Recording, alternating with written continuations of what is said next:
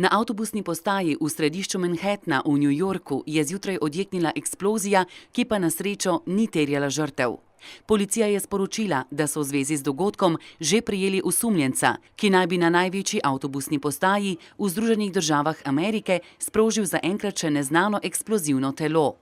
Newyorške oblasti na čelu z županom Billom de Blasiom so dogodek že označile za teroristični napad. Novi požari se še naprej pojavljajo po južni Kaliforniji. Gasilci bijejo bitko z grozečimi plameni, da bi zaščitili lokalno prebivalstvo. Državni uradniki so odredili nove evakuacije v obalnih skupnostih, saj požar grozi ljudem na tem območju.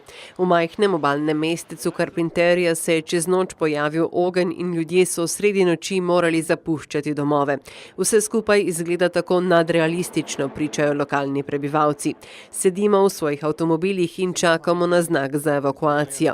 Gasilske enote se z ognjem borijo na tleh in v zraku. Helikopterji preletavajo požarno območje in vodo spuščajo neposredno na plamene. Več kot 4000 gasilcev se bori s plameni, ki so izčrpani, saj so nekateri na nogah že več kot 25 ur. Delo otežuje tudi veter.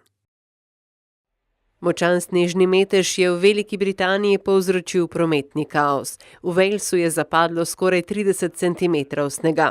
4 glavne linije podzemne železnice v Londonu so imele velike zamude. Številni avtobusi so ostali v snegu in sploh niso prišli na cilj.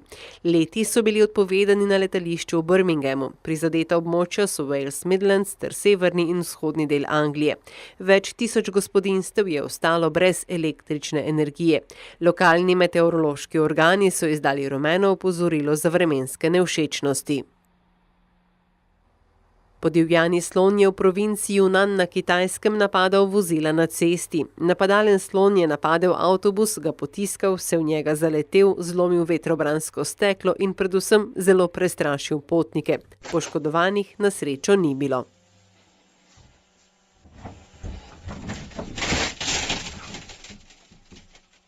Številni radovedneži in turisti so zrli v nebo, ko so pri zelo pogumnem početju opazovali francoskega vrvohodca Nathana Paulena. Vrv si je napel med Eiffelovim stolpom in Trocaderom. Razdalja med obema točkama je bila 650 metrov na višini 65 metrov. Pogumnežu je uspelo.